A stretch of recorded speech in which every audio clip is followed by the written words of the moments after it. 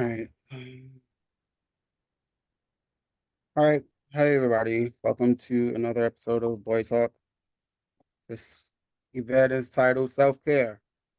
We have an amazing panel today of people who are going to talk about their methods of self care. I'm going to let them introduce themselves, and I'm going to fade into the background.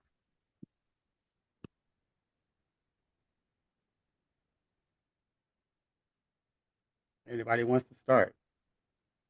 I guess I'll start, I guess. My name is Boy Zadist, part of the House of Kinky Misfits. I've been part of Leather Boys of Color for a couple of months now. Part of a leather poly household, and just celebrated my 2-year anniversary here. Um, and yeah, excited for the Boy Talk.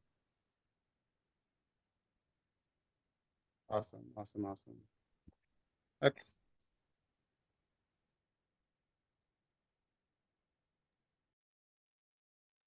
Anybody at all? Um, I'll go. I am Aphrodite Onyx, also known as Boy Katesh. I am currently in a um, dynamic. I have a daddy and a pup brother. Um, I am vice president of Onyx Mid Atlantic, and I've been a boy for at least 21, 22 years now.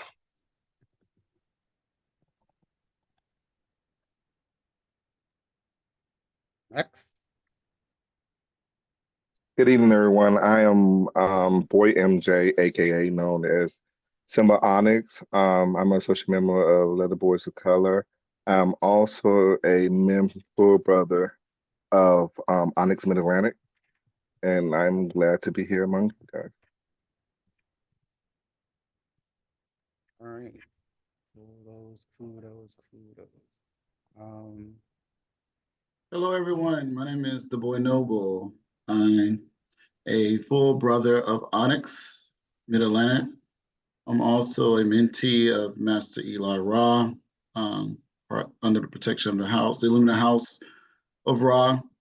I'm also a associate member of Letter Boys of Color and associate member of the Shipmates, Baltimore Shipmates. I have been a boy going on, well, in boy mode for about 6, 7 months. I will say that. All right. Thank you. Good evening, everyone. I'm Boy Hellhound Raw.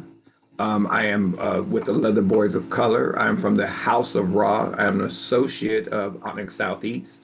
I've been in boy mode for almost 9 months now.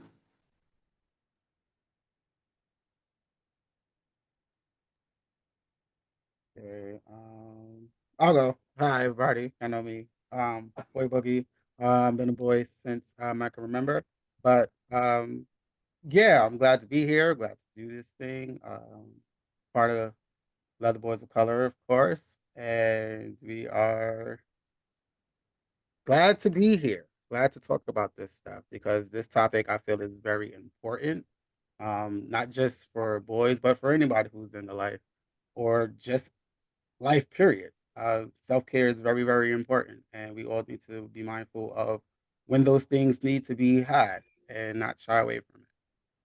So I guess I'm going to just start up and open up the floor, and by saying like, what is some of y'all's routines of self-care? What does that look like for y'all? What does self-care look like?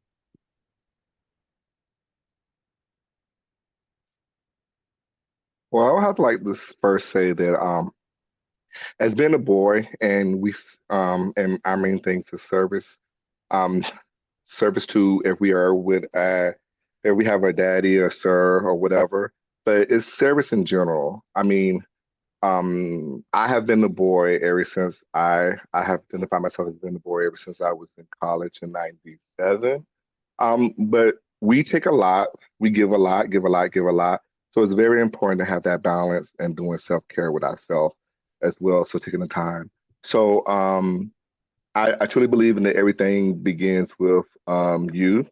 When it comes down to love and respecting, caring for yourself. So everything starts with you. Um, so self-care looks for me is once know that if I want someone to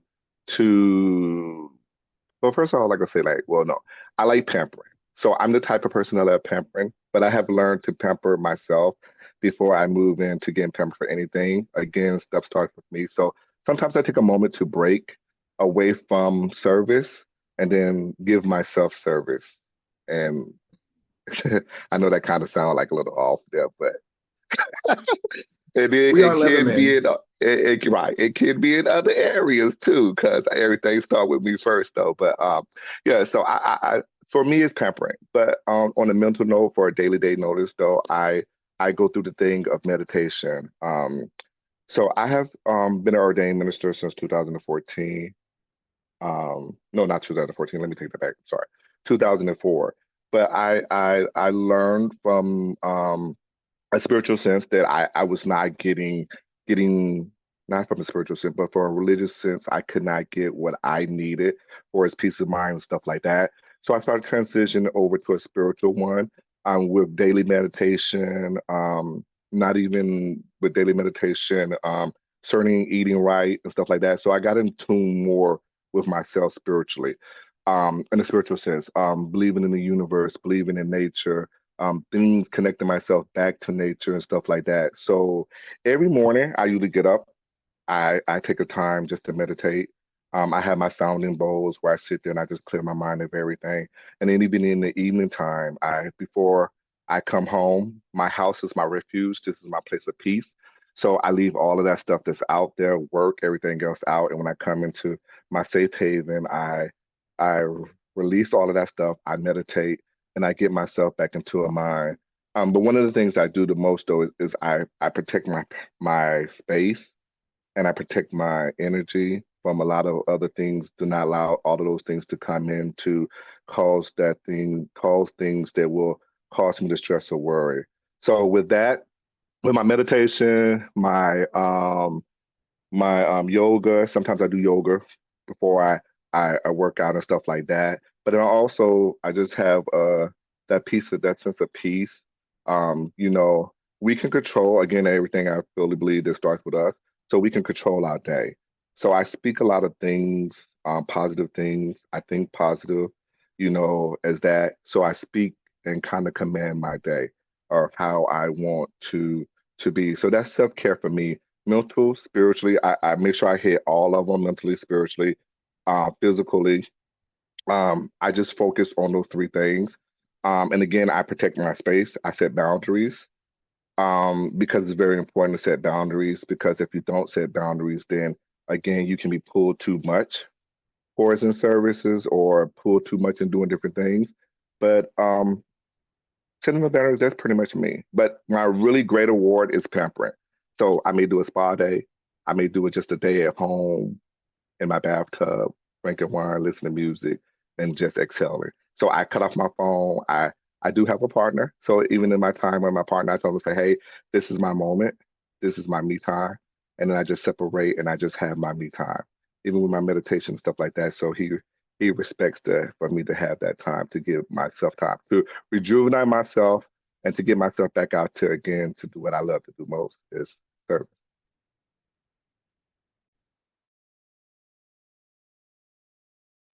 Nice. Anybody else want to follow up on that?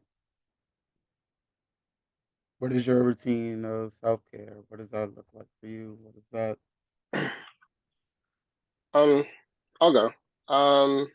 So typically, I'm a foodie. I am. Most people know I'm a cook in the Navy. Food is my love language. Food is my comfort space. Food is my safe space.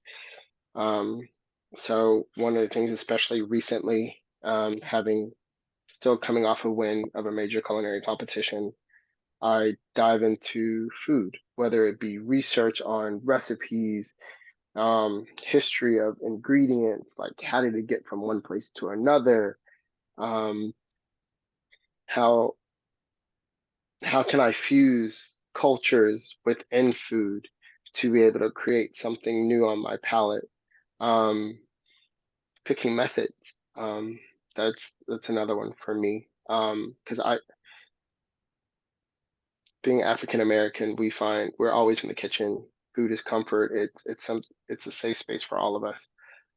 That's one of my biggest ones. Another one that I have, journaling. Um, I've gotten into journaling this year as one of my New Year's resolutions.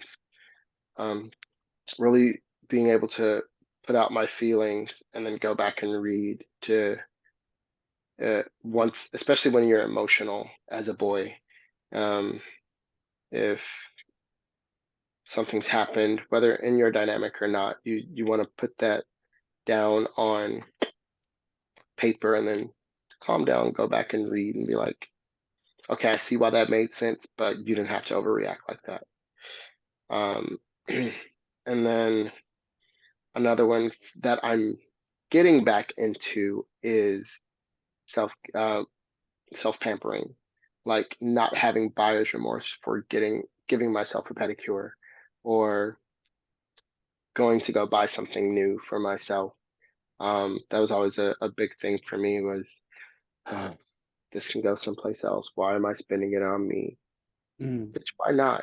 You're worthy of it. Like you're a boy, you're a person first off. Past the collar, past the dynamic, past the DS. You're a person. So yes, spoil yourself. You worked hard for this. You work 12, 13 hours a day. This is your money. Spend it on yourself if you want to. There's no rule that says you can't. So once I've I'm slowly getting past that. I'm starting back with having I'm doing it bi-weekly where I do a me day Mm. where it'll start haircut, eyebrows, hands, feet, go buy a new outfit, go to dinner and a movie by myself. Like it's a total me, myself, and I day. So, and during that time, I used that time to, I'll bring my journal, and it's the weirdest thing. Look at me funny when I'm at the dinner table with my journal, but table for one, that's me. Mhm. Um, I journal, I reflect on different things. I plan on how can I make my life better next month or by the next time it's time for me to sit with myself. How can I be my biggest cheerleader so that way I can help my family be the best that they can be? So that's what I do.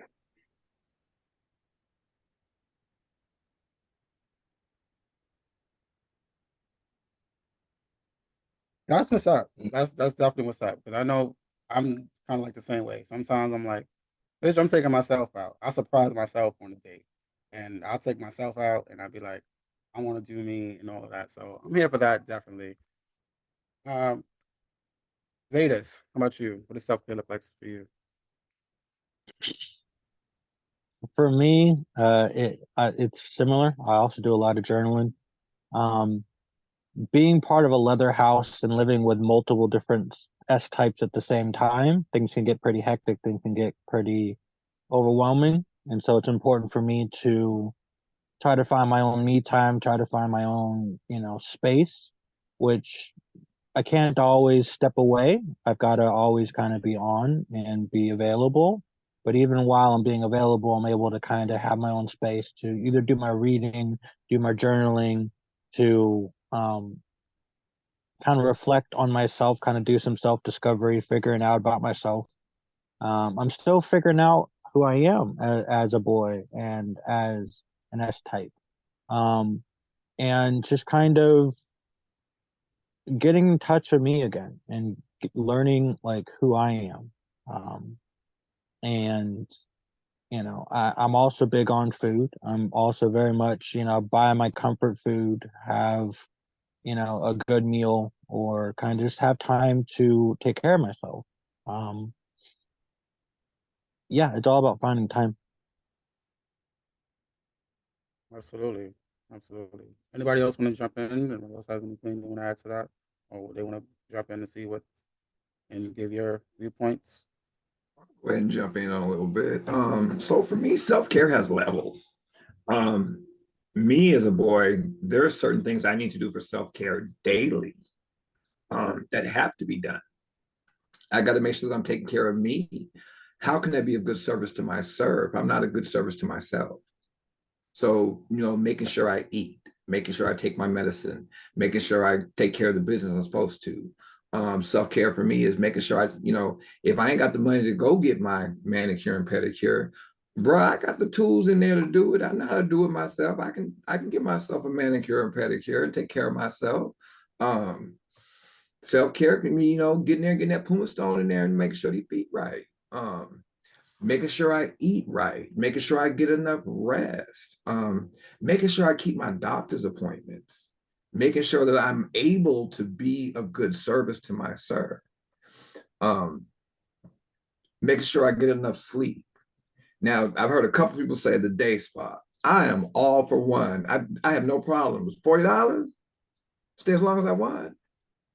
Y'all got hot tub, cold tub, sauna, stone room. Oh, I'm there. That is true self-care. And like my brother likes to read, I'll take a book in there with me into the sauna and I'll be relaxing.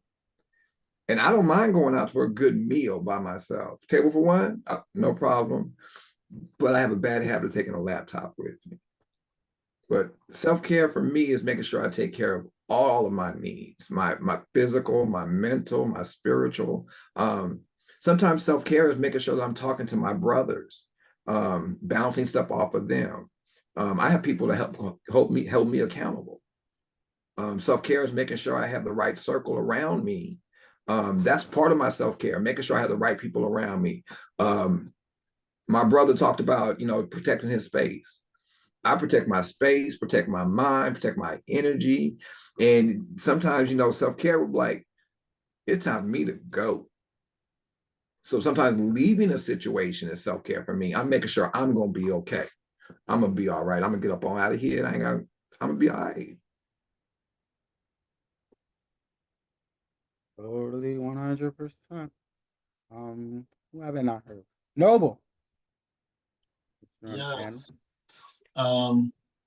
So for me, self-care looks like many of the things that were named. For me, it's going to the barbershop, getting a haircut. It's to feel the blaze going against my hair, up against my skin, It's relaxing for me. Getting a massage is relaxing for me. Um, I love nature. So, if I'm near a park or I'm going on a trip to the mountains or something like that, I like to go out into the woods and walk around and get grounded. I meditate as well. I like to fish. I like to go fishing. So that is a way of just relaxing as well. Definitely the beach. I love anything that is water related, whether it's the beach or water parks or things like that. I'm a person who's like to have fun. I like to have a good time. Negative energy, I don't like it. I like positive energy. And I know that you can't always be positive all the time, but I am a believer that I am the manager of my energy, and I'm also the manager of the energy that's around me. So if you're negative, 9 times out of 10, I'm removing myself from the situation or asking you to remove yourself from my surroundings. And so all that is important to me. Spiritually, I'm more spiritual now than I've been before. I've grew up in a religious home. I grew up in church and enjoy the experience. Don't knock the experience. If that's your experience, you continue to enjoy that. But for me, eventually that was not the answer for me. It was not everything or the total thing or the totality of a thing that I needed as related to my spirituality and my spiritual needs. And so I started meditating. I started taking yoga classes. I started using oracle cards. I started using aromatherapy, burning sage, burning incense, doing candle meditation, all those things. And then outside of the letter, what's important to me is that I still remain connected and engaged with my vanilla friends. Those are my outlets. when we go out to the bars and go out and party and dance the night away. Those are all forms of self-care for me because I'm a person that like to go. I'm a social butterfly. I just like to be around good energy all the time. And so I love that. And then being home, finding my peace at home to myself. Again, taking myself out to the movies if I want to go to the movies, taking myself out to dinner if I want to go to dinner, all those types of things. Um, I do for self care. And then when it comes to my physical needs, some of the things I've already named, but sex is a form of self care too. So, I need touch, I need cuddling time, I need those things. And sometimes that touch ain't always penetrative, it can be non penetrative, like cuddling and all those kind of things. But those are things that make me feel good. So, there you have it. So I wanted to jump in, if I may, on something Lord Noble said. The intimate touch without the penetration. You're still muted. The intimate touch without the penetration. That can be an amazing method of self-care when you have the right people around you that you trust and you can just lay up and just relax and just let that energy naturally flow. And that's a lot of people don't understand that it's not a sexual thing. It's just I'm with my brothers. I'm good. We here. And that can be an amazing thing. I think we need to have more of that. Also, so many of us have talked about food. Anybody know me know I'm a fatty. I'm a fatty. Food can be very comforting, especially when you're going through hard times. I have a certain dish that is a true comfort dish for me. It's a dish my father made for me as a child. Smothered pork chops and gravy over rice. And I'm talking about the fried pork chop in the cast iron skillet. The pork chop been floured, and to me, that's just comfort. Hopefully I can get my chef brother to cook it for me one day because I know he can throw a spin on it because he like to find out where the ingredients come from. I don't care where they come from as long as they're healthy and they get to me on time. I hear that. I hear that. So what self-care looks like for me right now was totally different than it was a few years ago. Self-care a few years ago was as long as I get maybe like 2 minutes or 30 minutes of a break, then I'm good to go. Wasn't helpful at all. Um, I found myself I put a lot of time and I put a lot of effort into people and things that just wasn't right. I'm gonna be blank, be front and think about it, and I didn't care enough to consider self care. It was I'm just gonna give me 30 minutes, I'll be gone, I'll be fine. Totally wasn't. Now my self-care is setting boundaries. Now my self-care is look, hey, I have the spoons to do X, Y, and Z, not X, Y, and Z, A, B, and C, D, E, F, and G. And being clear about that, being upfront about that, and knowing my limits about anything before making a commitment to do something. Um, that's my form of self-care now. And it took a long time to realize that. It took a long time for me to get to a place where I could say, you know what? No, it's okay for me to say, no, I'm not going out. It's okay for me to say, no, I'm not going to hang out right now. It's okay for me to say, I'm just going to focus on me. Even though I have, relationships, dynamics, partners, stuff like that, that was still something that I needed to do for me. And so my self care looks totally different. Do I follow it all the time? No. But it's one of those things where it's always something that I learned that is new that I can add to it. So my self-care is very much me time, it's very me focused. It's very sometimes just turning off everything, turning off the electronics, turning off the computer, turning off all of that, and just sitting down and thinking, processing things. What am I going to do next? Is this the right step?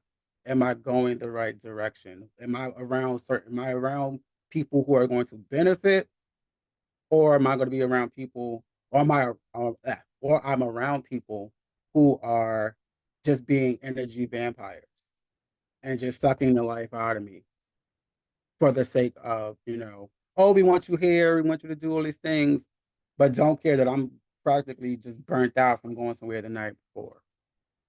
Those are the things that I look at. And honestly, I'm one of the ones who's like secretly grateful of the pandemic. Yes, it was horrible. Yes, everybody was in the house. But for me, that was time to be like, okay, bitch, you need to sit the fuck down and really think, is this journey worth it in the long run? Are you going to be able to sustain it? Are you going to be able to handle whatever is going to come out of this without breaking down? And if you break down, or if you have those moments, do you have people in your corner that you can reach out to? So that whole time period gave me time to think. And so that's how like my moods, my methods changed. It started with that. And like so now I'm taking that more into consideration. I'm taking more of that into an account when it comes to just me being me. And like how I said, like if you're not okay, how the hell can you be okay with someone? How can you support somebody else? How can you be of service to somebody else if you're not all the way there? So I just wanted to throw that in, um, give my little take on it. Does anybody else have anything they want to add or they want to share? Like this is the floor. Boy Brian, I didn't hear from you. What's your take on it?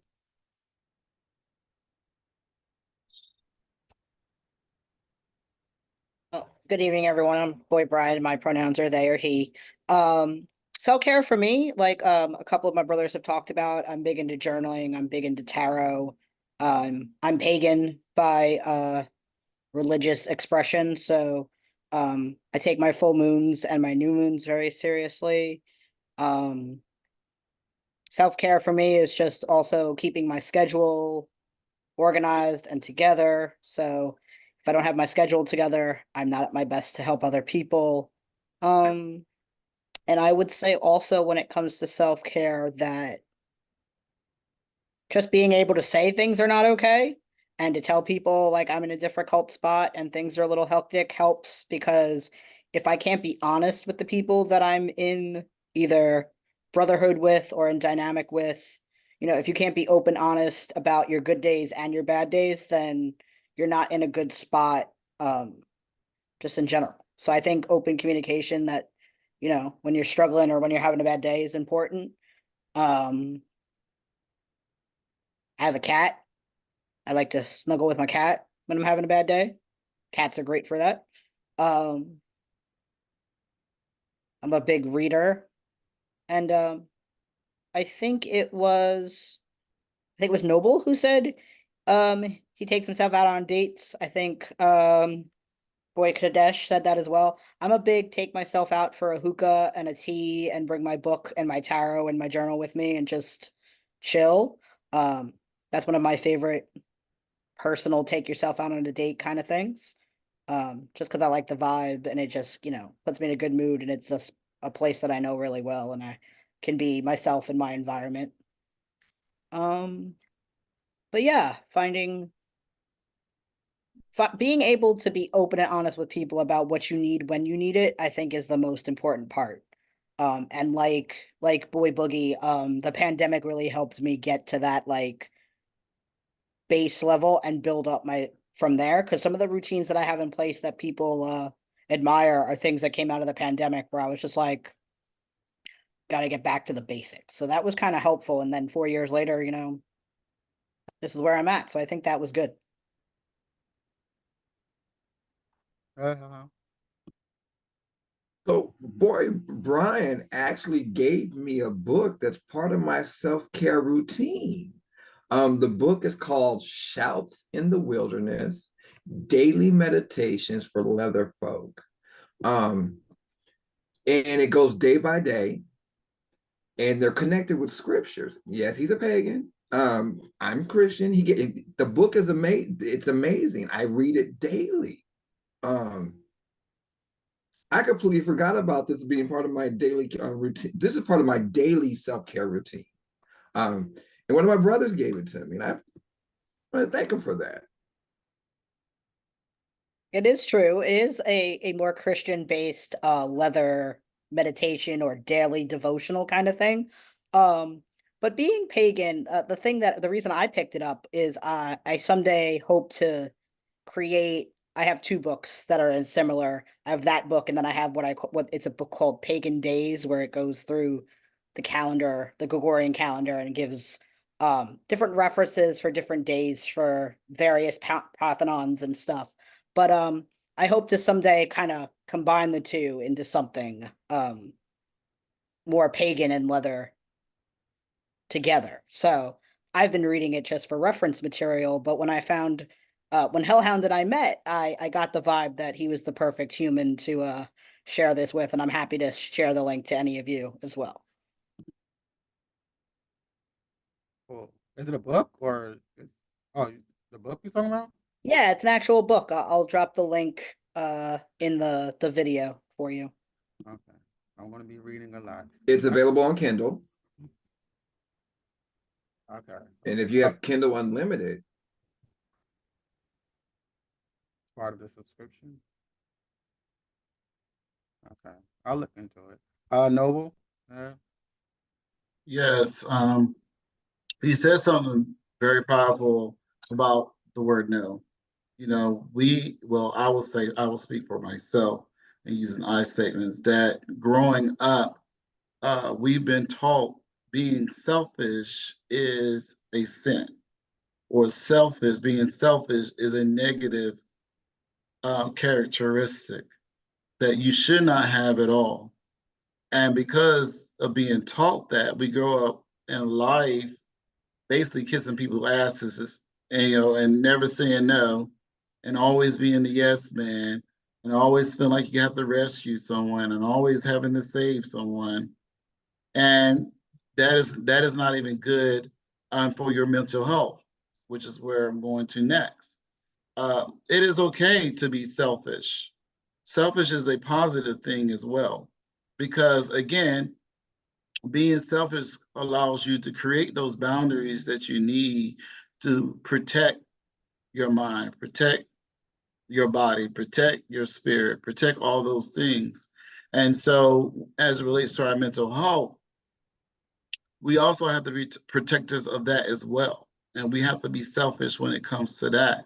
And as boys who serve D types or serves masters, we if we don't have our mental health in check, if we have not dealt with our traumas, if we have not dealt or learned how to cope with our triggers, all of those things gonna come up. And so we do ourselves disservice. We do disservice to the person that we're serving by not making sure that we have our mental health in check. And sometimes we don't know that we have mental health issues or mental health things that comes up until we're triggered. So when you're triggered, that's when you need to begin to reflect within and kind of figure out why you got triggered. And sometimes you may need more assistance with that by seeking out professional help. And so, being of service is not for the faint of heart. You really have to have yourself together when it comes to your mental health. Mm-hmm. Uh, Dash. So, you all brought up a good point. What I've realized is, I know we as boys, we live for service, right? So like I think you all have said it, but we tell everybody else, no, I can't do it. But the hardest part is first telling yourself, no, bitch, stay at home. No, you don't need to go out. Yeah, but everyone's going out. Just because everyone's going out, don't stay home. and binge watch, order some ice cream, and chill. It's the hardest part, at least I can only speak for myself, of sometimes service is trying to truly take care of myself. Um, being raised in a household where I was told to do everything, cook, help cook, dust, sweep, mop, vacuum, help outside, go to the grocery store, on top of doing everything else. I lived for service. I did everything naturally to make sure that mom and dad were good so they didn't get on me for not doing what they expect. So now, as an adult, okay, I know Chief likes this, this, and this. I know this person likes this, this, and this. What do you like? What makes you okay? So it's first setting that first boundary with yourself. Forget everybody else. You got to set it with yourself, which is to me the hardest part. Is really sitting down and figuring out, Katesh, what do you like? What makes you smile? What makes the pain, like you said with trauma, what makes the pain go away? How can we figure to go past it? How can we work with it? Do you need a recluse to yourself for a while and work this out? Sometimes it does take your village to encompass around you to be like, hey, we're going to be over here, but we're here when you need us. Or to be that village and say, no, we are here. Use us anytime you need us. So there are many variations of trying to make sure that we as ourselves stay grounded as boys. Because honestly, though we give our submission, it's the hardest part to try and take a little bit of that submission back to get that, because basically it's what you're doing. You're taking some of your, sir, daddy, master, I just need this little bit back for myself so that way I can take care of myself so I can be of better service to you.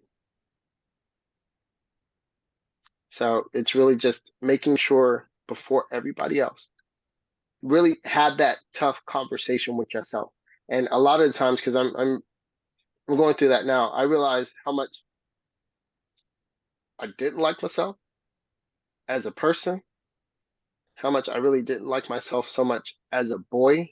But now through doing the work, I'm learning to find out, bitch, you got this. You're better off than what you were. You've been you've been there. The core person has been there. But you just have to peel back the layers. And sometimes trauma will do that. It will encompass and kind of like a diamond fuse that good person within it. You just have to chip off the layers. And that may be chipping some people away. So that way you can figure out, okay, here we go.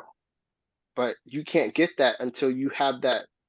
And I do this often. I have a face-to-face conversation with myself, like mirror in hand. Bitch, what's wrong with you? I'm sorry, I'm a sailor. I cuss a lot. Um, what's wrong with you? How can you fix this? This is what happened. This is how you feel. All the while journaling, and then after I journal it, so that way I know I can read it later once my emotions have calmed and I'm cool. Okay, bitch, you were going through something, but okay, that was silly. Versus when it's up here, it's not silly. So Yeah, boy, MJ, muted.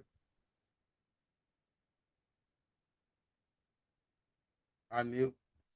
you're muted. I'm sorry about that. So saying no to others and saying no to yourself is very important. And I had to learn that the hard way many years ago. I never forget one time somebody asked me a question and said, "What do you like to do? Like, what do you like to go? What do you like this?"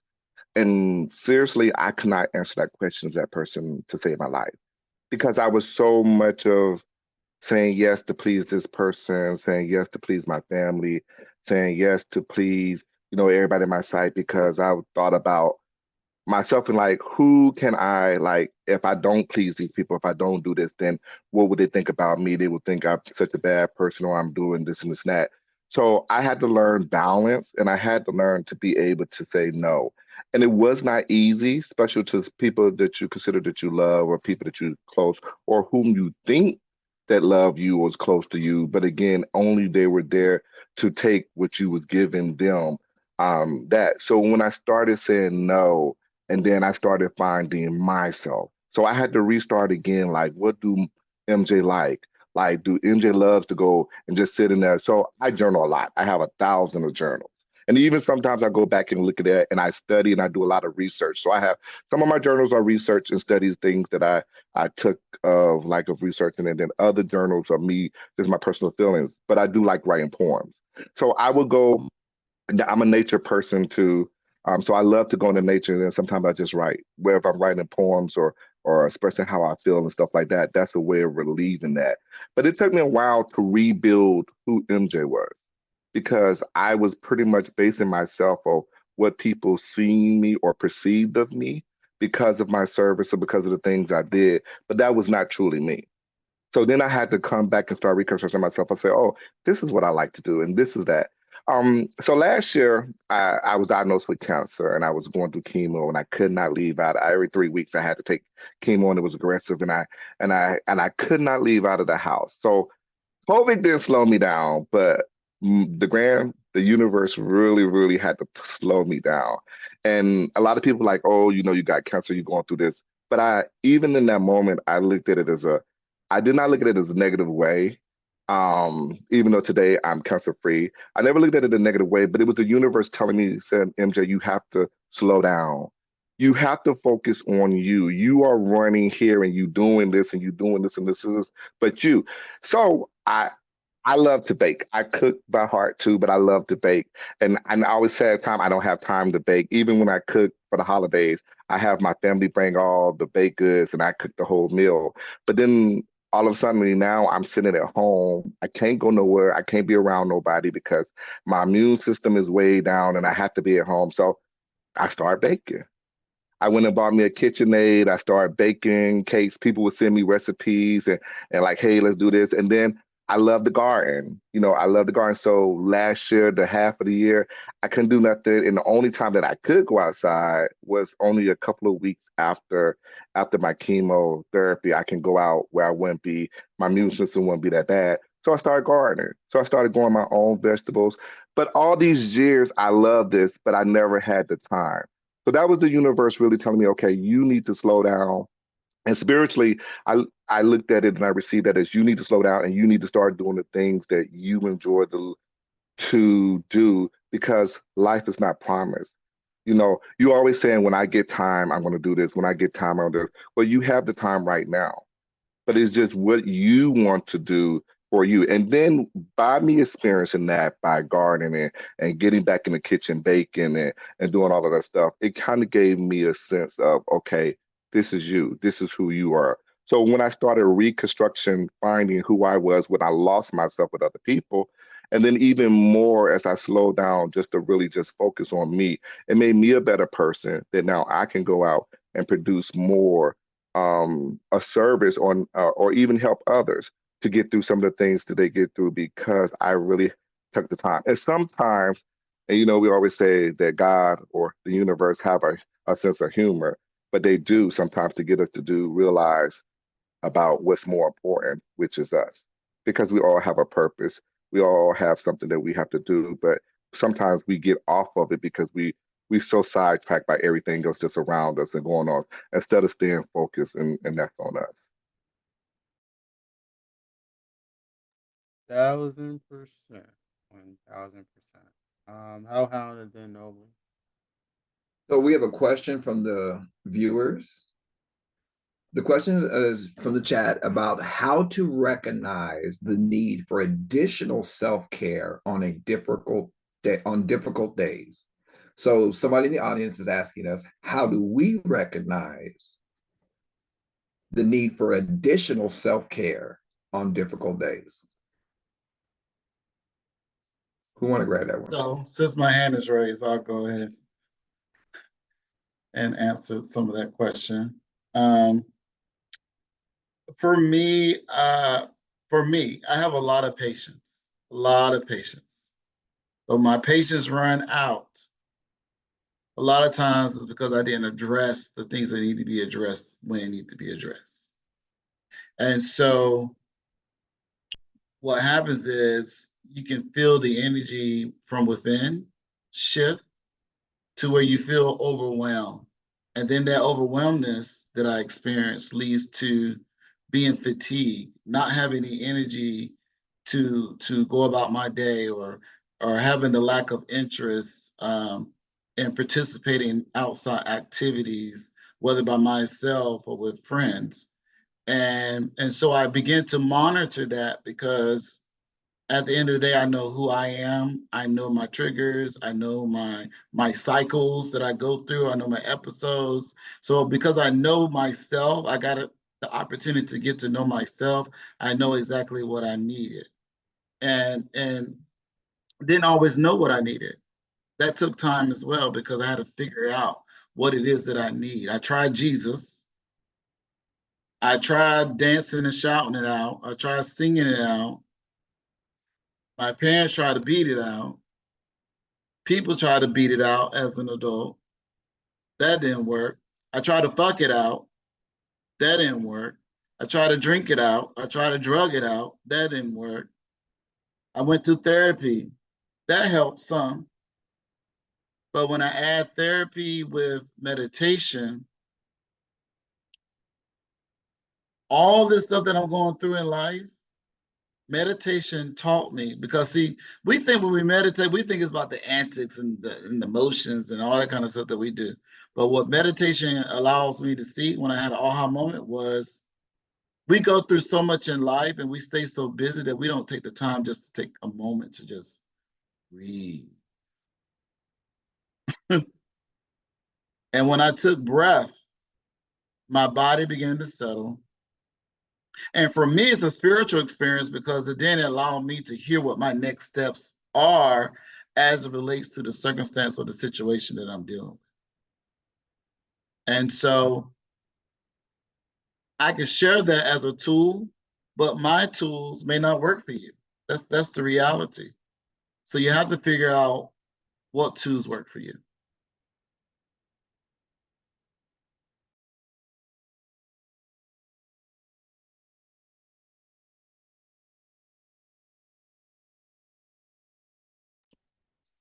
So we got MJ. Yes. So I would have to say I could pretty much can follow back after what you were saying as well. Um, so you can tell, for me, I know when I'm starting to get out of my place, out of character. I'm not my normal self. So then I know that that's when I need to, this is going to the next level. And for me, the first thing I do is meditate too as well. Or I may use some of the different things where maybe I need to just take a cold shower. Doing the different techniques that you can use to trying to get your state of mind from out of one to switch to another one. So I know some of you guys, if you're familiar with the counseling things, that you can go, I can take a cold shower, and it constantly like shocks your body and takes your mind from one place to the other. Or meditation, because I will sit there and I will meditate. And again, so as you said, we have to learn how to sometimes be still. You really don't need to do all of the extra. You just need to be still, and you need to be able to inhale and then just exhale, release some of that energy, that especially that negative energy, because it's built up now, so it's negative energy, and so you have to release it. So those are my technique when I'm getting to that point where I feel like, okay, I'm stepping out of character, I'm stepping out of myself. Then that's when I need to go in and do some different things. Maybe look at a movie that I have. I have a cousin sometimes that I call, and I know that every time I talk to this cousin or this auntie, I'm going to get this reaction where they're going to make me laugh or they're going to say something crazy just to take my mind out of it. So I use those different techniques, and then even food. I love ice cream. So sometimes it's like, hey, you know what? I'm going to ride and I'm going to go get me some ice cream. You know, so I'll go get it because that's my favorite thing. You know, whenever I want that, I love ice cream. So I would go and do that. So I would do something that would take my mind off of that, but allow me to calm down or to release that negative energy because I know also I am delivered, but not all the way delivered. So if it escalate, I kind of get to another person. I'm a Libra, so I have to stay balanced because I can have that one good side, and I can be that bitch on the other side too. So I try not to get on that side. So I try to keep myself balanced with that. So I really, really, really work and focus on that. But yeah, meditation is amazing. You know, if you really can just be still, you know, don't say nothing. Just listen, you know, just listening to the spiritual realm, you know, and listen to sometimes your ancestors calm you down and they tell you things like it's not even worth it, you know, just back away from it and stuff like that. So that's that's mine. Absolutely, absolutely. Boy Katesh, Boy Zetas was before me. okay. Boy Zetas, For me, I can tell that it's time for like an extra level of self-care when I start getting in my moods, which I'm a moody bitch. I get in my moods and I get like just out of tune with myself. My brain starts going extra fast. I start, getting a little bit on edge and starting to get overwhelmed and kind of feeling just not myself. Um, Something I struggle with is I have a lot of mental health issues, and sometimes you got to just kind of do a self inventory and kind of look at yourself and figure out, hey, like I'm not myself. And for me, I'm a little as well as being a boy. And what helps a lot for me is kind of regression back to that mode and, getting into a onesie and, you know, watching a cartoon and, eating mac and cheese and, just like zoning out and just kind of letting the worries kind of melt away for a little bit and caring for myself and sometimes be your own damn caregiver, and doing what you need to do in order to feel like yourself again. Um, I know for me, like 2 years ago now at this point, I unfortunately my dad died suddenly, and I had to go out there and I had to immediately and very quickly make some life altering decisions. And um, I knew during that process that I really need to come up pretty quick with how to get myself back to normal, to try to figure out how I can not be so overwhelmed and not dealing with so much stuff. Um, and that's how I kind of learned who my support system is. And I come to find out that one of my biggest supporters is myself. You got to be your own, cheerleader. You got to be your own best friend sometimes. And the situation with my dad took me outside of the house, took me on the other side of the country, where the only person I had really was myself. And I actually learned to rely on myself and to become my own best friend again. And to nobody knows you better than yourself, And I know us as boys, we sometimes get so caught up in serving and make sure that, your sir is all right. And for my case, my ma'am as well is good and that their needs are met and that they're okay and their headspace is good. But like my brother said, it's important to realize when you are starting to feel off and when you're starting to not be in the right headspace and when you're not feeling like yourself, you're not serving like yourself. And in order to be at your top of your game, you got to take care of yourself. So if you start feeling like, hey, I'm not myself, whether they say it or not, your owners are probably going to say it too. The people around you are probably going to know it too, and just recognizing that, hey, I need to slow down. I need to start taking care of myself and I need to get back to where I'm at, and get back in touch with the person that I am. You know, that's kind of what I do. Thank you. Thank you. So we're going to hear from Boy Katesh, and then after them will be Hellhound, and then Boy Brian, and then back to Boy Boogie. So for me, I'm a foodie. Food is my comfort space. Um, there have been days, we're getting ready for inspection actually tomorrow. And my senior chief is quite the task mistress. She wants everything done. She wants it done in a timely manner, and she will give you faint looks. She doesn't cuss or anything. The disappointing look when it's not done. But her lists are long, and not just hers, chief, whatever. Like I do a lot at my command, so I'm easily overwhelmed. I have to like write lists, and then I have to prioritize which list and communicate. Um, but on an especially hard day, I go to the gym. I started back on my fitness journey, going to the gym, as well as I'll stop. And Sonic's one of my favorite go-to places for comfort food. Get a large onion ring with ranch and a burger, and on an especially bad day, a Sunday, and I'll just sit there with my favorite movie that I've watched it so many times I don't even have to look. I can just hear it and know exactly what's going on. And that's my day. Um yeah, it's and then even sometimes I used to be able to do this. Um I used to call my sister. She was killed in 2020. Um and she'd probably, as I'm on my way to Sonic, sis, girl, let me tell you about Senior Chief. This girl done got on my nerves.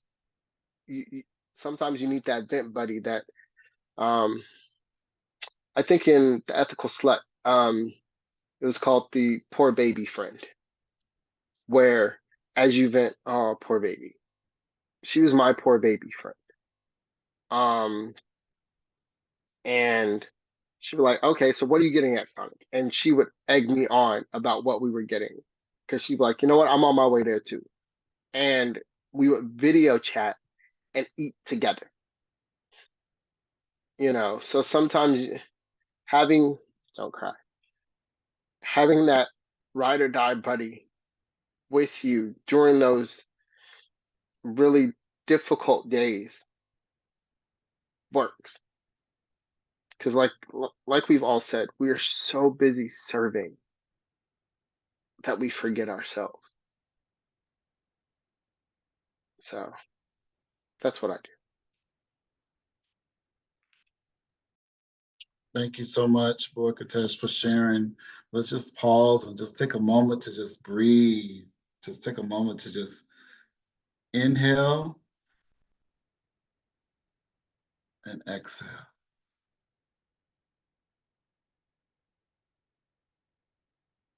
I think we can move forward. All right, Boy Brian. Helen, you had your hand up. Did you want to go? No, you can go and go. Okay. So, the thing that I'm most guilty of when I have bad days is actually burying myself further into work and projects because it is my natural mechanism is to do work, to like stop worrying about whatever bothering me and have something fixated to work on. But what I've learned is that that's not when I do my best work. That's actually when I do less than acceptable work. So I thankfully have gotten better at just, again, putting that away and just journaling or working on something that no one else has eyes on but me, like my journal or my planner or, something personal. But the thing that has really helped is recognizing my triggers or things or situations that can cause me more stress. So part of realizing what I'm trying to get to is that like sometimes you just know, or sometimes you just get the vibe that today's not it, or something's off. Um, and knowing when to offload some of those extra items that, were on your maybe I'll get to it today list, and being okay with the maybe tomorrow instead. Getting comfortable, like Boy Kadesh said about saying no to yourself, or being like, or telling your inner boy to be like, you don't need to conquer everything today. Like, you've done a lot. Look at everything you've done. You don't need to do more. Um, and just sort of like I've had to learn that silence is okay. Um, I have a partner who can literally sit in a room with his parents and none of them can say a word to each other and everything's fine. In my world, silence usually meant that you were in trouble, someone was mad at you, you did something. It took me a really long time being with my fiance to realize that silence didn't mean he was mad at me, or that he wasn't saying what was on his mind. So one thing I've had to learn, as I've gotten older, is about the okayness of silence. And that was something that for a long time I was not okay with. It would freak me out when people were just staring at me. I'm like, what did I do? Like, what have I done that I didn't know about yet? So I think also part of self-care is learning um that how things evolve and change from past experiences.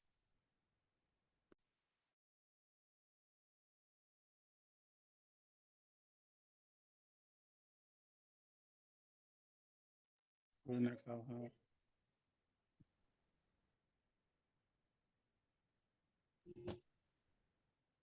So I had a question, and this is something that may have come up before on other things. Have any of us ever had a situation where somebody else noticed that we needed self-care before we did?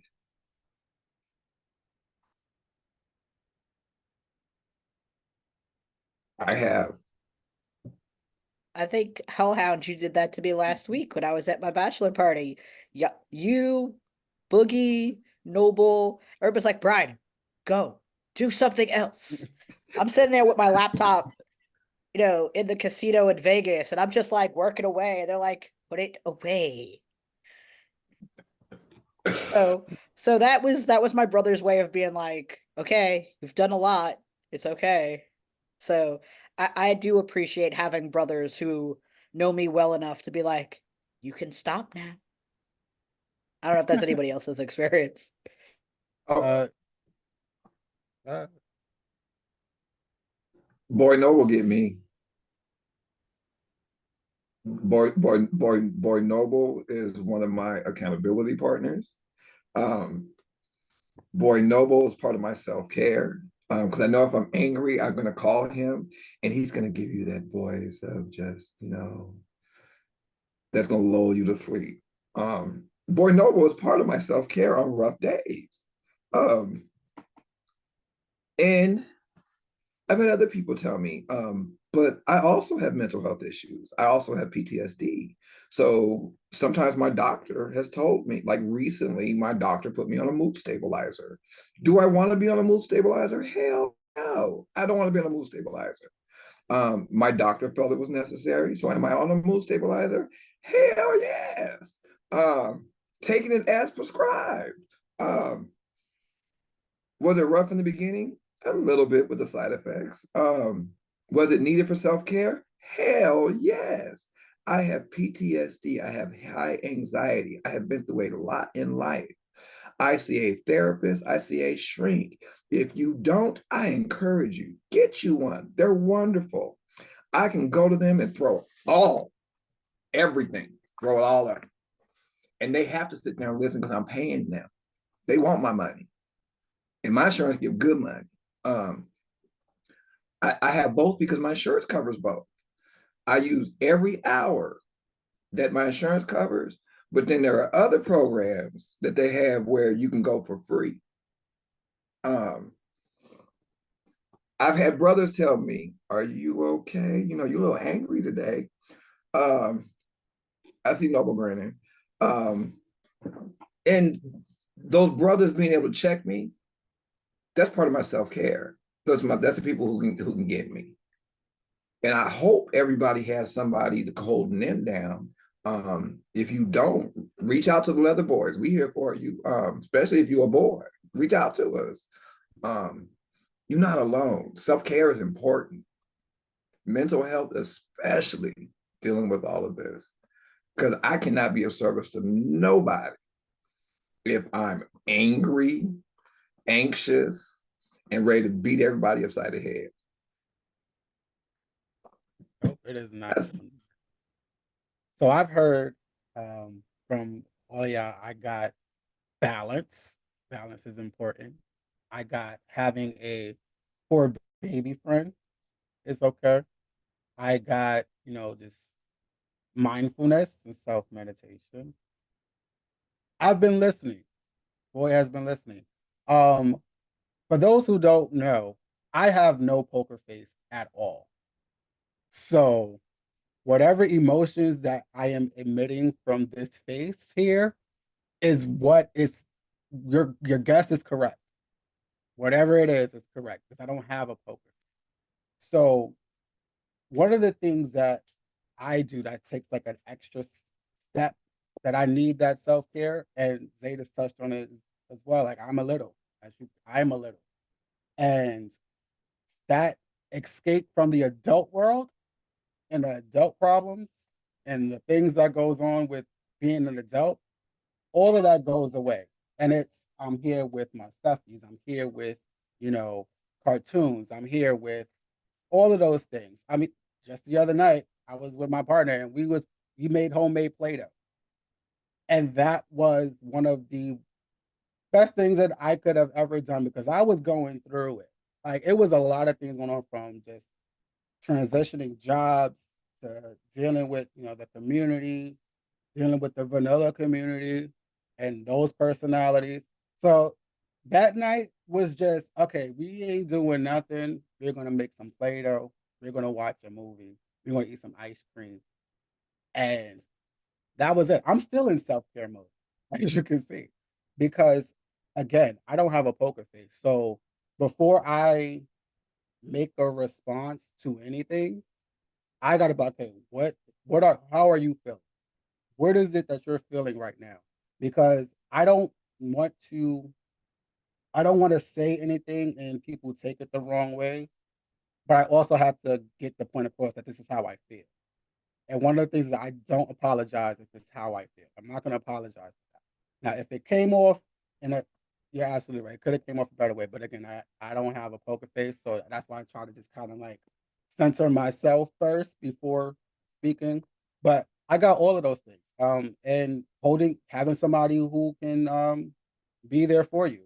Hellhound would tell you. Hellhound messages me and calls me. It's like, how you doing today? What's going on today?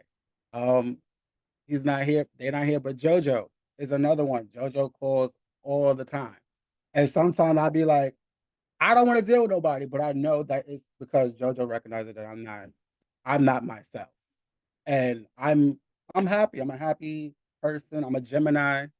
I'm the life of the party. But when that twin flips and then the other side comes out, then it's like, okay, watch. Okay, because that bitch ain't got no filter. That bitch don't care. She don't care about nothing that's going on. She don't care about what's going on. She's gonna get all of her shits across, and then I gotta come back to be like, damn, yeah. So I get all of those things, and just listening to everybody's story and listening to everybody how they deal with self care when it's needed is very, very, very helpful, very important. So I thank all of y'all for sharing y'all stories because I can take bits and pieces from all of them. Like, yep, this is Boogie. Yep, Boogie is that. Boogie does that. Boogie needs to do that sometimes. Boogie don't do that. So thank y'all for all of that, Boy Noble. Yes, I just want to add to what you're saying. You talked about feelings a lot just now. And there's a saying that says feelings are not facts. Feelings are real because we're human. We have those emotions. but feelings are not always facts. And sometimes, again, we just got to pause, find ways of coping with our situations, but just take a moment to pause and really think about the emotion that you're emitting in this moment. Because sometimes it could be triggering, it could be something this, it could be already a buildup of frustration that you never address. So sometimes we just got to take a moment, take a pause, sit back, reevaluate, reflect a little bit. Sometimes it's best just to remain quiet and do nothing to get yourself together, to get your thoughts together, and to really look at the bigger picture to see what it is that you're giving emotion to. And so I just want to leave that note that feelings ain't always facts. Feelings are real, but they're not always fact.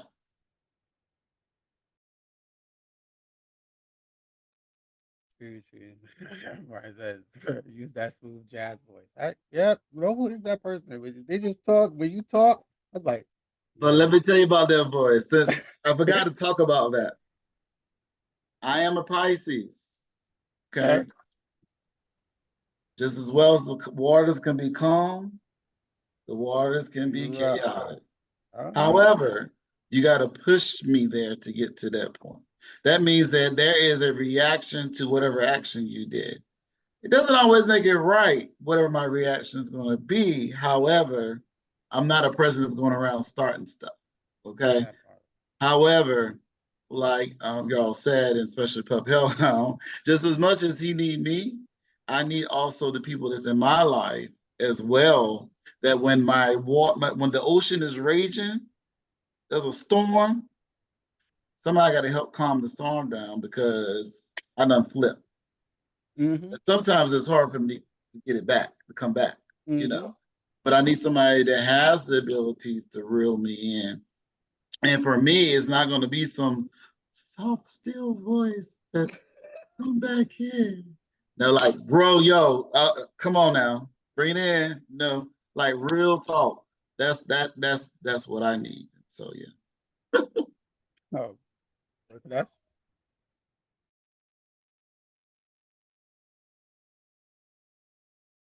Um, I would say those that I'm like you. I don't have a poker face, no matter how hard I try. I'm a Cancer. It reads on the face. It should, as much as I take care of my skin. So I show I show every emotion. Partially because not being allowed to speak and say what I wanted to, my face showed my disdain, my displeasure, and everything growing up, having to deal with abuse and what mental thing, mental trauma. Um, People can always tell, especially at work. Hey, this one you good? If they, because I try and be, I'm talkative at work. I have to be. Um, I'm the nice one. So when they notice I'm a bit snappy or like I'm quiet, especially when I'm quiet, they're like, ugh. You have your coffee? Yeah. Ooh, I'm gonna leave you alone, but I'm gonna come back and we're gonna talk about this. All right, whatever. Um, my family, daddy and brother, they know when things aren't right. Hellhound has been he he's there, like even in how I say, "Hey, big brother," like, what's wrong? Um, People, those that know you, truly know you, that go past the collar, they go past the boy to your core self, they know you better than you do. Sometimes it's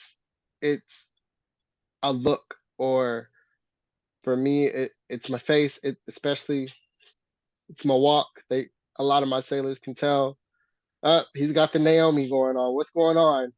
Like those that truly know your core essence will know something's wrong with you before or as, like, I'm a water sign too. As that storm is brewing, like, what's wrong? Because very few people have seen me when the storm is raging. I try and stay as calm as I can. But especially I work a lot, so I can only use work as a true example. Because a lot of things in life don't get me very pissed off. Some things do, but I've only ever I in my 19-year career, I've only ever been upset at least 5 times. Um, but those that were around me when the storm broke, like, we don't like that guy. We don't want to see him. So they learned me to be able to say, okay, you get in there. Let's take a walk. You want some Starbucks? Bake shop just baked some cake. Like, what's up? Let's take a walk. You know.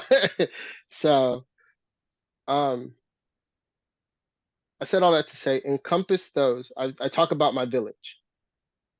You're For us boys, it's important in service to have, especially other boys around you that know the struggle. I wouldn't even say the love hate relationship with service because it's not so much a struggle. Some days it is a love hate relationship. Sometimes you just don't want to serve. But if you're loyal to your collar and if you take your collar seriously, you ain't got no choice. But you can call, and especially if you're in a house, if there's more than one person in your dynamic that's in service, be like, you got it today. I can't. Um, or you can call that person that may not be in your house. Hey, brother, A B C D E. What can I do? And they give you they talk you down off that overwhelming ledge. So that's all I got. I hear you. I'll be adding y'all to the list of people to call when I'm at that ledge because, boy, go ahead, boy, Brian. Well, y'all have talked about astrology, so I feel myself being summoned by my brothers. I am also a Cancer sun, like Boy Kadesh. Um, but I'd take my astrology a step further than y'all because I know my entire chart. And if you haven't noticed, organization and structure is my game because my rising is in Virgo. So when I get over emotional, my natural response, instead of showing my emotions, because like the rest of my fellow water siblings, that's a side no one wants to see. I don't like it. The world doesn't like it. But what I do is that other side of me is like, okay, there's somewhere that this can be fixed. There's a problem somewhere in the procedure. There's a problem somewhere in the structure. Maybe one of my routines slipped that usually keeps me balanced, or something didn't work out. And that's my natural response, is to just sort of um figure out what went wrong. And sometimes there's nothing to figure out. It was just a bad day. But I have more good days than I do bad days because my rituals, my routines, my habits, that even before I figured out that actually I was a natural person of service, is what keeps me sort of. There are less bad days than there used to be now that I've sort of figured out what works. Um, and I'm a little more, I am extroverted. I can be very extroverted, but I am more introverted when it comes to my emotions and my feelings, because of past history and stuff. So the people I let in, I let in. But there are people who don't get through the first hurdle because I just can't do it. I've been backstabbed too many times that, like, my inner cancer's like, ooh, family everywhere. There's family everywhere. And then, reality's like, no, Brian. No, no, no, no, no, no, no, no. You can have acquaintances, friends, colleagues, and family. Not everybody is your family just because they bought you a Starbucks once on a bad day. Don't get me wrong. I love a Starbucks. I'll take free Starbucks from anybody. But that doesn't mean they're part of the family. That means they just like giving their money away to Starbucks and giving it to you. But that's all to say, like, it's taken a long time for me to sort of be okay with putting people all in different boxes, and there's nothing wrong with that, right? Just because you see one, associate from another club doesn't mean you're brothers, right? It means you're common interests, you have common goals, you go to the same events. There's nothing wrong with that. It's all good. You don't have like, and that's something I've had to learn the hard way. It's just figuring out like being okay with doing that, right? And knowing, and back to that conversation about saying no, is knowing when to be like, I don't need to be involved in everything to do everything. And it's very hard because also when people see you're of service and you have talents, they're like, ooh, we have to go catch that one. You're like a Pokemon that they want to catch. I've already been caught. There are no more balls to be thrown my way. Just so everyone knows. I have been caught, sealed, and delivered. But anyway, that's to say, like, with self-care, it's just knowing when you're good, right? Or being good for a bit, right? Not, you can evolve and change, but knowing in this moment, in this space and time, you don't need to pile on more stuff. You're good. And whatever you're doing is working. Kind of like Jenga. I make a lot of weird metaphors. So. I'm here for all of the metaphors because I was like, yes, absolutely. People who want to put you in the box, or people who don't respect the fact that you're advocating for yourself, that self advocacy. Let me tell you.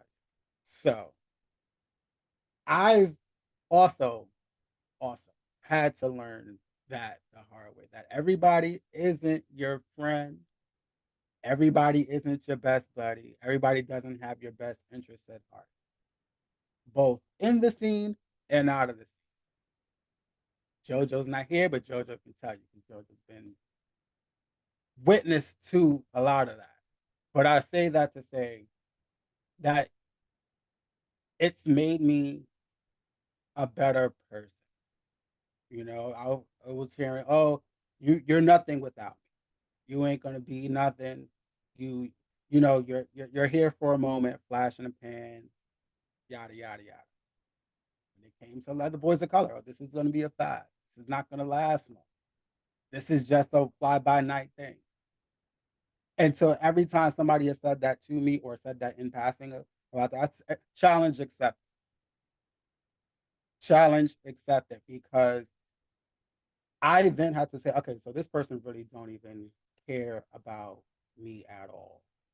This person sat there and gave me the good talk. Oh, I love you. I see what you do. You're so this and you're so that and you're so out there. But then you go behind my back and then you say all the things that you're saying. And it's just like, wow. So understanding that everybody is not your friend, understand that people are meant to be in your life sometimes for a lifetime. Some people are meant to be in your life for just a season. Some people are just meant to be have that interaction for that moment.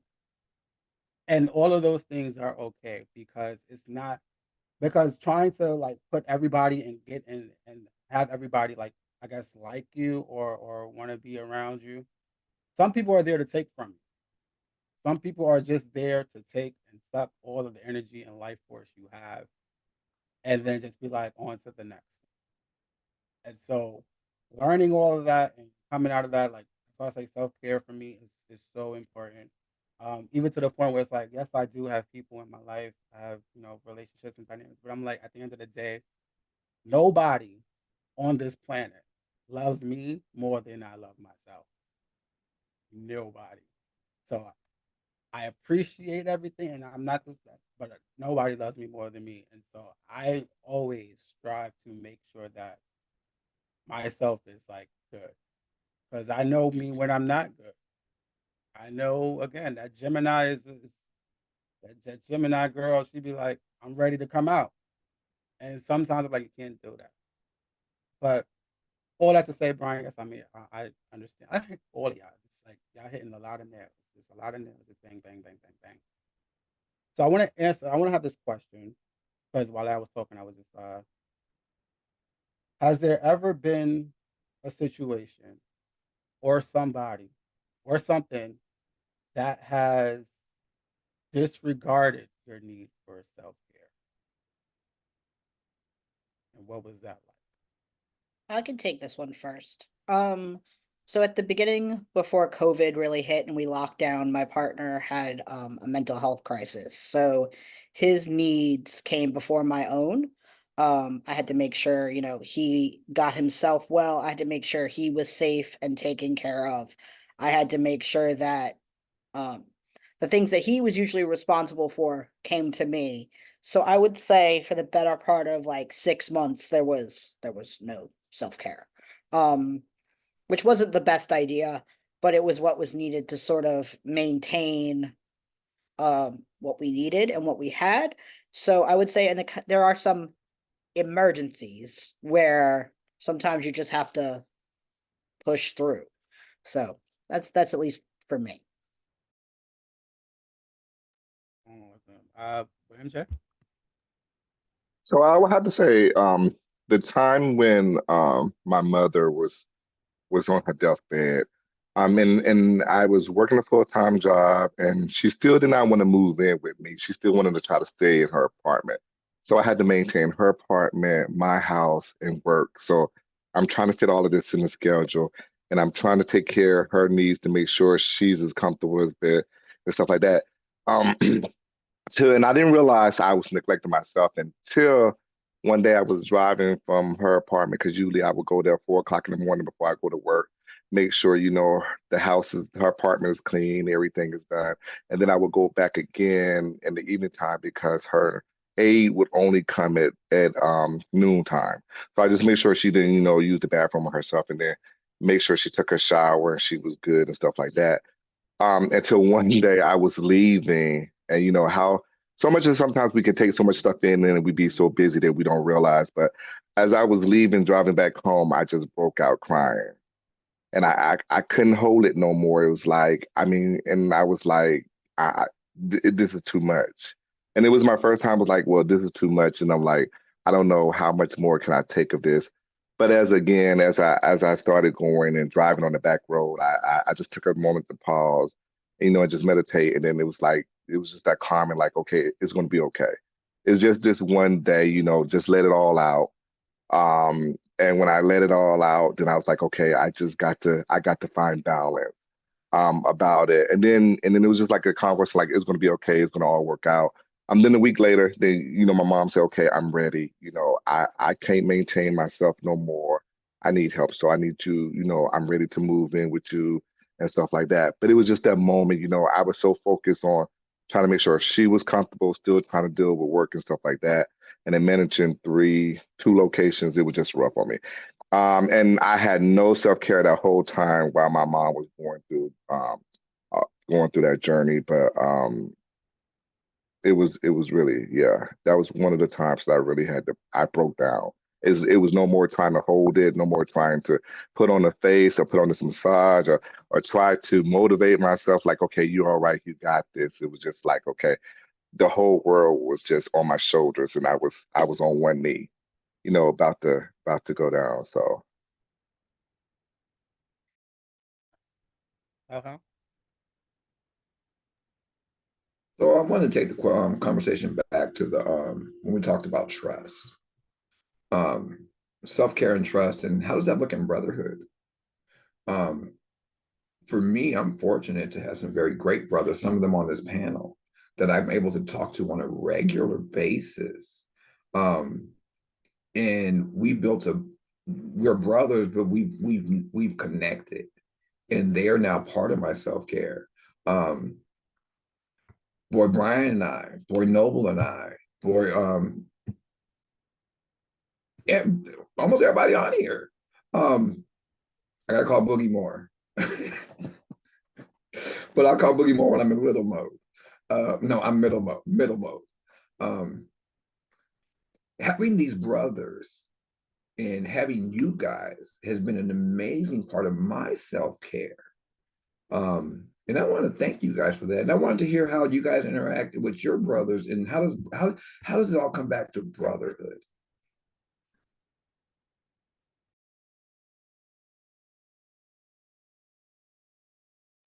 I'll go. I'll take it. Just real simple. How it comes to brotherhood is it's it's having that conversation, it's having that connection, and when you truly feel like you can be your absolute authentic self with someone else and not feel like, oh my God, they're going to take whatever I tell them and go tell it to anybody else. That's one of the best feelings that you can have because it's it's relieving in a way because there's some things that I wouldn't tell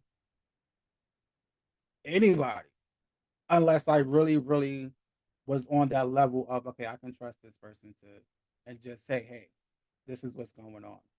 So when it comes to bringing it back into brotherhood, like it's one of those things where it's like I can call you my brother when we can have those difficult conversations, when we can have those deep conversations, when we can have those conversations that maybe you didn't want to have, but it's all going to lead towards growth.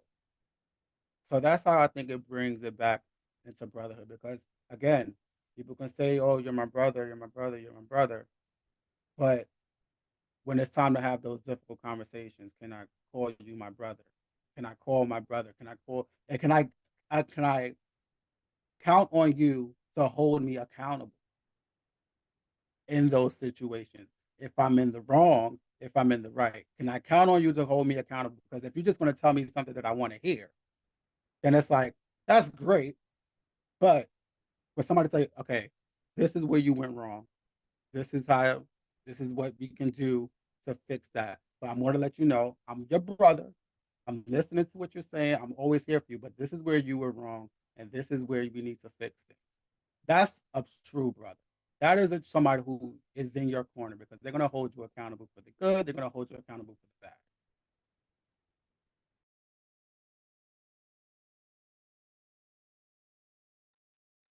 I'm I would still. like, Oh, go ahead, go Noble. ahead.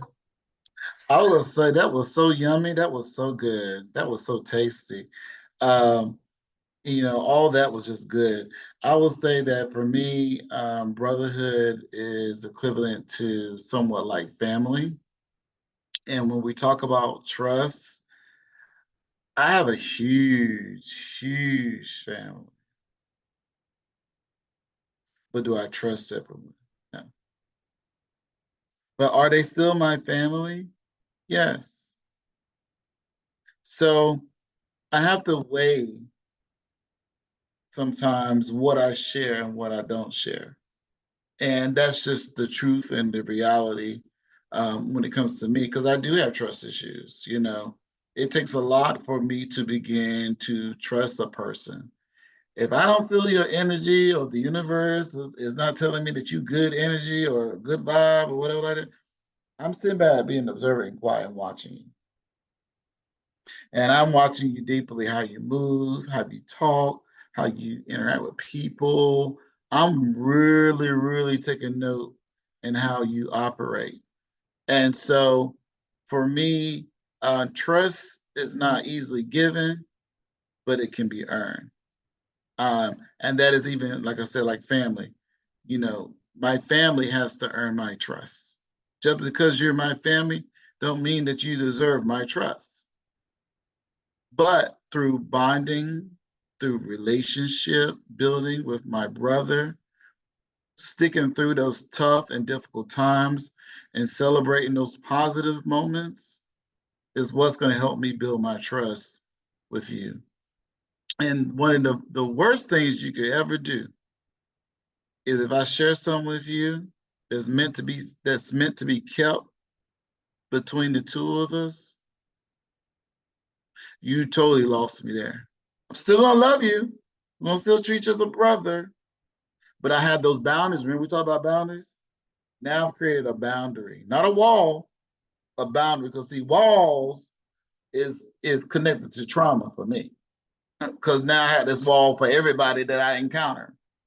But I can create a boundary for you. So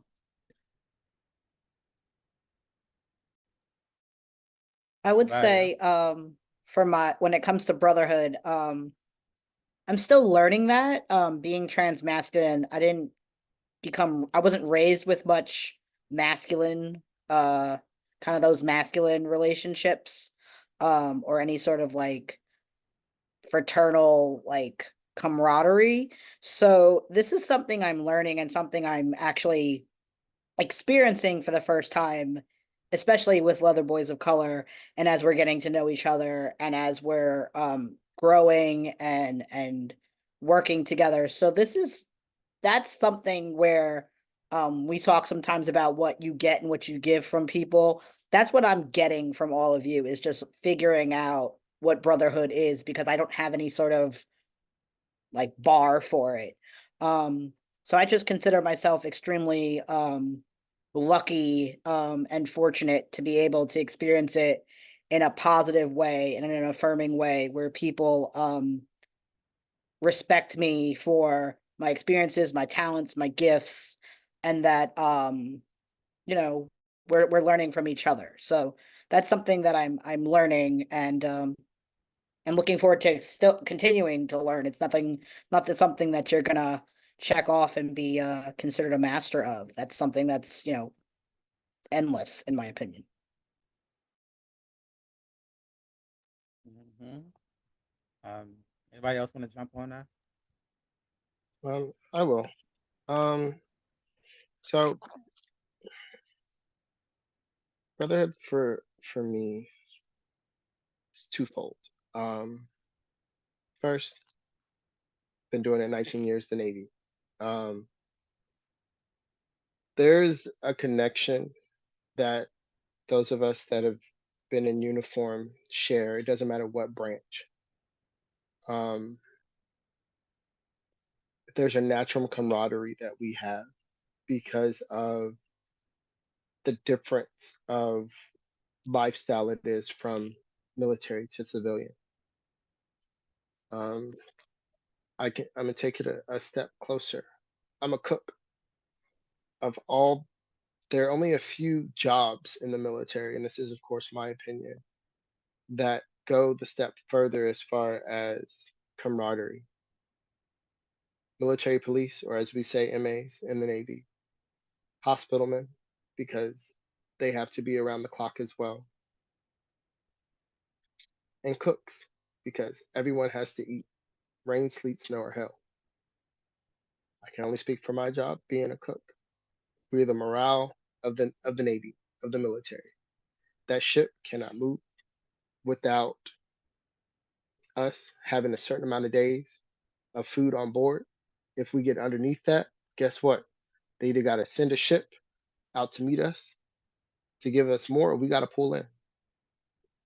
There's so much that's required of us that our morale, I'll be honest, we stay tired. Our morale stays low, but we have things in place to build brotherhood or camaraderie, because we have females, of course, and everything in between. Um, having that, there's nothing like being underway and we're together, we're a unit. And there are days where we do CS Appreciation Day. CS stands for Culinary Specialist, where we shut down the galley after hours and we just cook. No recipe cards, no, like we just make our favorite food and we shut it off to everybody. Like the crew be like, "Ooh, let me get some." No, this is just for us. Y'all got steak and lobster earlier. We're tired. This is just for us. But we built that camaraderie between us so that way we can push ourselves to the next level. Because you never know on that ship, orders may happen. Hey, y'all thought this was a 30-day underway. Guess what? A, B, and C just happened. So this is what's going on. To turn that over to Kink, I've been in Onyx for about 13 years now. Is it 13? 13. The I've seen brotherhood at its finest with Onyx, where we were our brother's keeper. Where we educated each other, we explored each other mentally, pushed each other physically, you know, we empowered each other. Because granted, I have 4 brothers, but just because you have brothers don't mean you know brotherhood. Um, having had the camaraderie of the military and being able to combine that with kink and the leather lifestyle has been life changing. So when I call you my brother, I mean it. Like, I'm going to do what I can to push you to be, first off, better than yourself outside the kink world. And I think that's where a lot of us as leathermen or even boys forget. This may be 24/7, but this is for play. What are you doing outside your gear, outside your collar? Let's push you to the next level. What are you doing? Let's get you there. Okay, now we're wearing the collar. Brother, what do you want to do? What kinks are you trying to learn? You've mastered those. What's next? Hey, let's read this leather protocol book. Yes, we've read it 5 times, but guess what? It's about to be a 6th. Because knowledge is what keeps us safe. I'll say that again. Knowledge keeps boys safe. Um, and just really, like you all have said, just bonding through good times and through bad times, especially through bad times. Having difficult conversations, even being upset at each other, but still bonding. Like, okay, we're taking a break, but let's get back and let's bond. Let's stitch up those wounds, sailor. It's just a burn. We're going to wrap it up and we're going to keep going. And I think that's what a lot of us really fail to do is especially during those bad times. After you've taken your break of, okay, this is what's happened. How do we grow from this? That's the true meaning of, for me, that's one of the true meanings of brotherhood. In those bad times, trying to really stitch up those wounds. Will the trust be there? Maybe. Can it get back there? Absolutely. It's going to take time, just like any wound has to heal. But we have to push through those difficult times and really see inside each other, ourselves, and that person. And hey, this is what I want to do. You're my brother. I want to fix this. I want to be your brother. And when that happens, that love, that internment, that camaraderie even deepens after the bad times back into the good. Because now, guess what? We've been through something together. So that's what that's the meaning of brotherhood for me.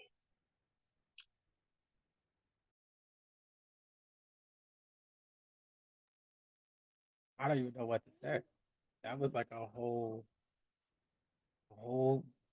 heap of just like truth. So thank you for dropping that, and again, like taking all of that into consideration, taking all that to heart. I think we can all listen to this and we go, not that, but actually applying it is going to be when this started to really manifest itself when you apply these things, and it shows. Rather than say, "Well, I want to do it," but when you see it, you see that being protruded out, and it's making a difference. There is a question out there in the book of Faceland. I cannot pronounce this name. I'm so sorry. But your question is, how do you know the difference between coping with the situation and caring for yourself?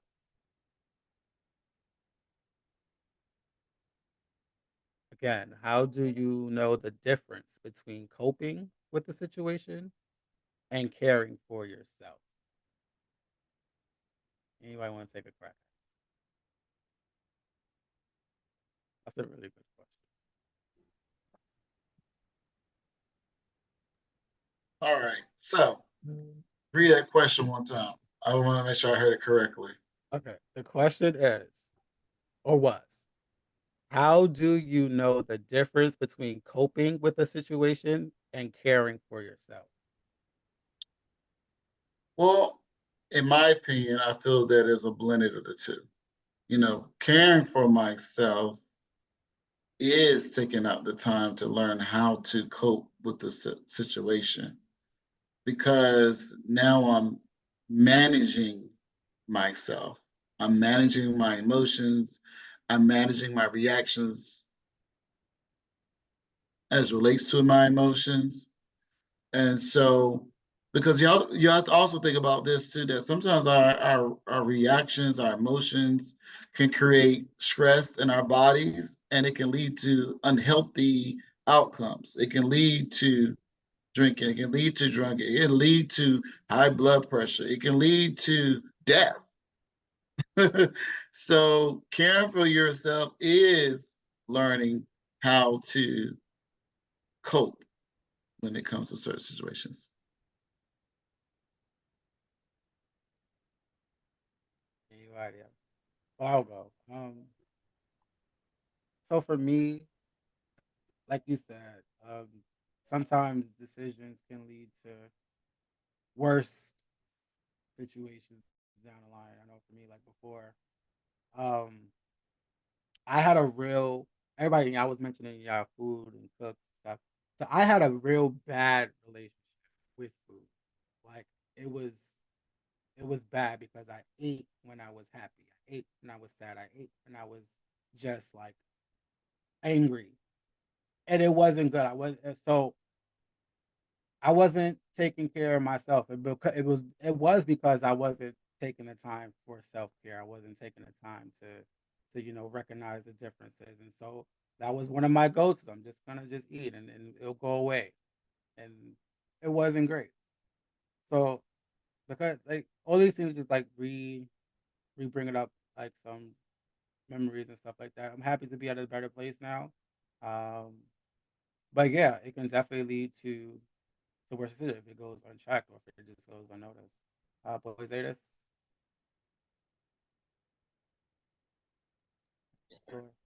For me, like when it comes to coping compared to actually dealing with a situation, having taking care of yourself.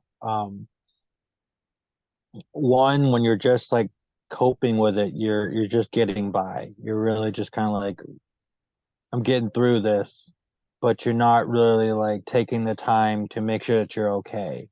You're not really taking the time to make sure that, your needs are being met. I know for me, I one of my faults is that I'm very much a person who puts somebody else first, um, put their needs first, what their wants first, and it depletes me. And especially when it comes to hard times, I'm very quick to want to step in and help somebody else, even at the detriment to myself. Um, and when it comes to actually taking care of yourself compared to just coping with it, it's making sure that you're being fed and that you're getting what you need. Again, to make sure that you can be the best you can be, so you can serve properly, so that you can be that boy that you need to be and show up and show out. Um, and it's making sure that you are who you need to be. And it's not just checking off a box. It's actually taking care of yourself. It's actually doing what needs to be done. It's a huge difference between doing something just to say that you did it and doing something because you're actually invested in what you're doing. Um, and then when it comes to self care, there's probably nothing more important you need to be invested in than yourself. You know, like you are your greatest investment. Um, and it's important that you're not just trying to get by. Sometimes, yeah, we get caught up in just squeezing by and doing the bare minimum in order to, not have a full on breakdown. But you can only do that for so long before that full on breakdown catches up with you. You know, um, for me, it's learning to listen to that inner voice and to listen to what I've got going on in my own inner monologue. You know, It's learning to be in touch with yourself so that you're not just getting by, but you're actually doing something about what's going on. Otherwise, you're just going to get crushed by the waves. So, Shandy, who was first, Boy Kadesh or Hellhound? Hellhound was first. Oh,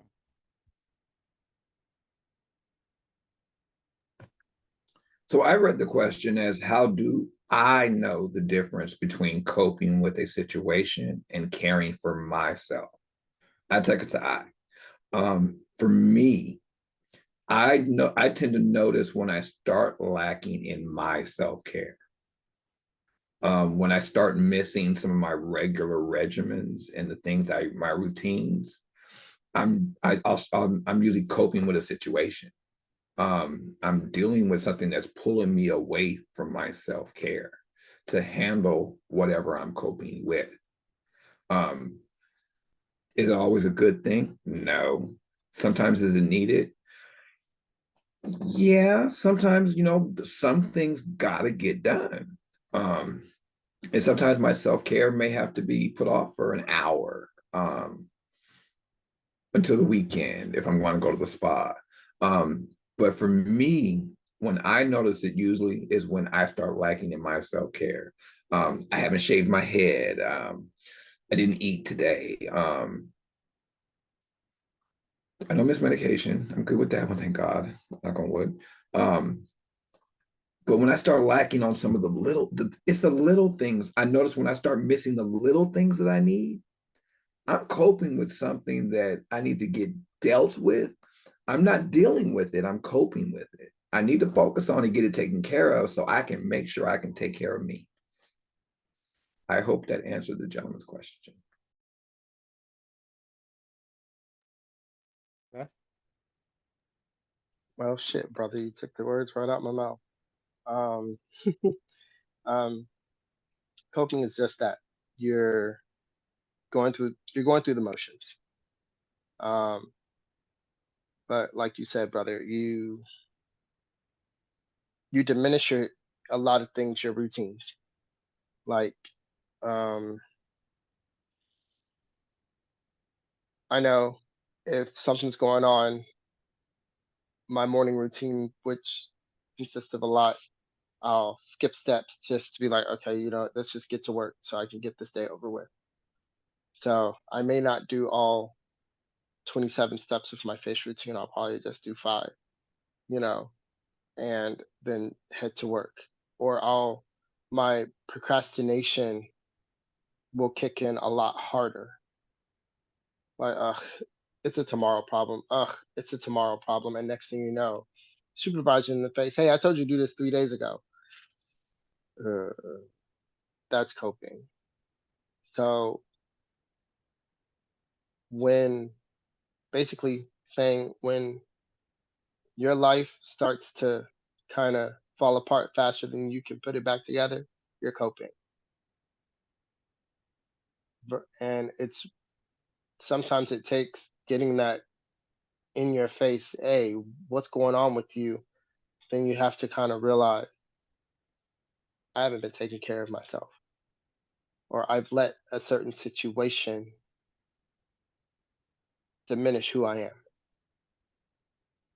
So how do we get to I'm all about my core. How do we get back to that core person to fix what we need to fix so that way I can get back to doing everything I need to do in a timely manner, getting myself back together so people can be like, oh, okay.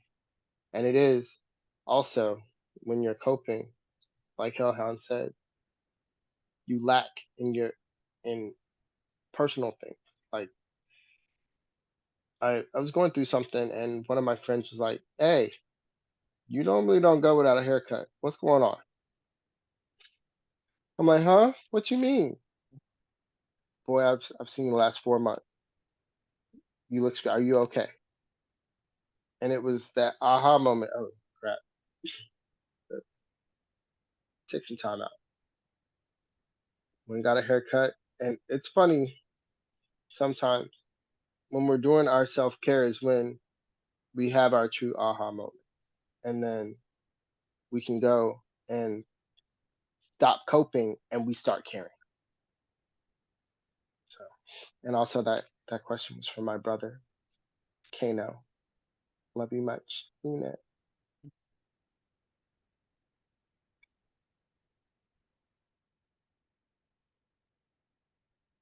Okay. Is there any more questions?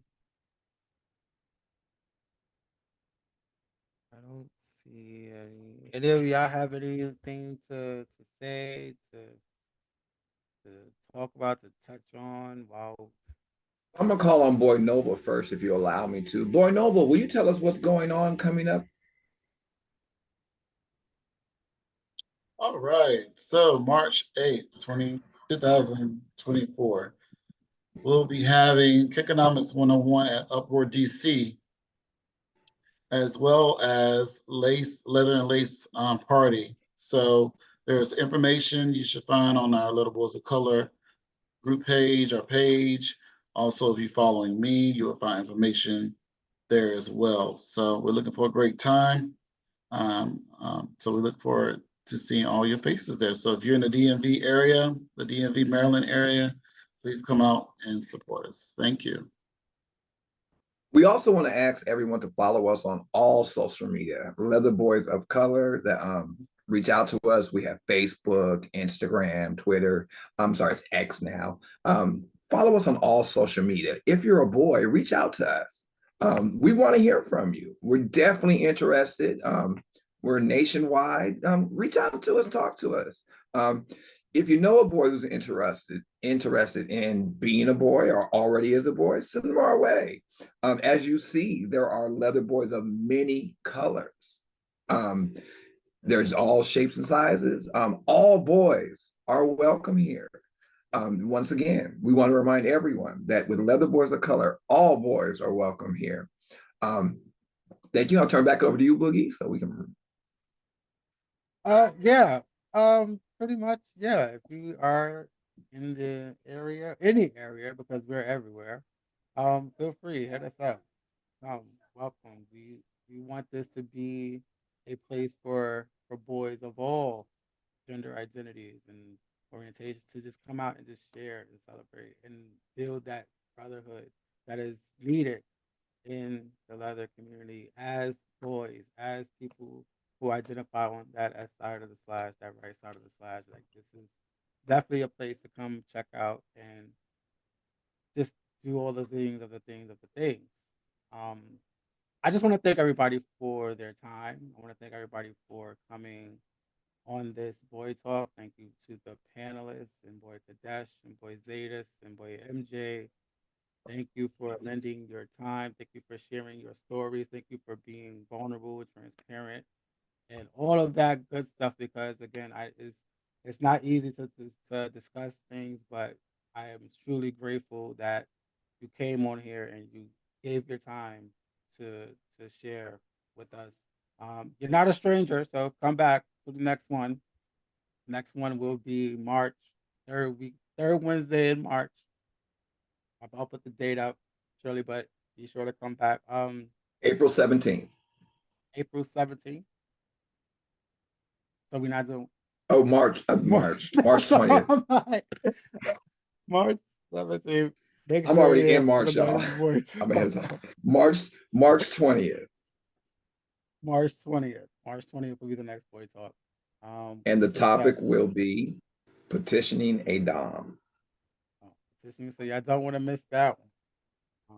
I may need to do some book studies on that one myself. But yeah, thank you to the panelists. Thank you to those who came out here. Who's also was a host tonight, Boy Noble, Boy Hellhound. Thank you to Boy Brian for just having that organization skills on point and making sure shit is going according to schedule. Like, I love you to death because you make sure that you be doing the damn thing. Um, Sometimes you do it a lot when you're supposed to be having fun, but that that's truly amazing. That's a great skill set to have, and you sharing and you giving that sharing that skills with us is means a lot. So thank you to everybody. That's our Pokemon. Y'all heard it here first. Okay. Towers. Can't have. Yeah, also on that note, be sure to check us out on all social media platforms. Be sure to check us out on the next Boy Talk, which will be March the 20th, petitioning a Dom. Uh, if you're on Facebook and you just want to reach out, the public Facebook page is there for you. So make sure stop in that public Facebook page, Leather Boys of Color. And on that note, we will see y'all on the next one. Have a good night, y'all. Way past my bedtime. Good night. Good night, and thank you for joining us.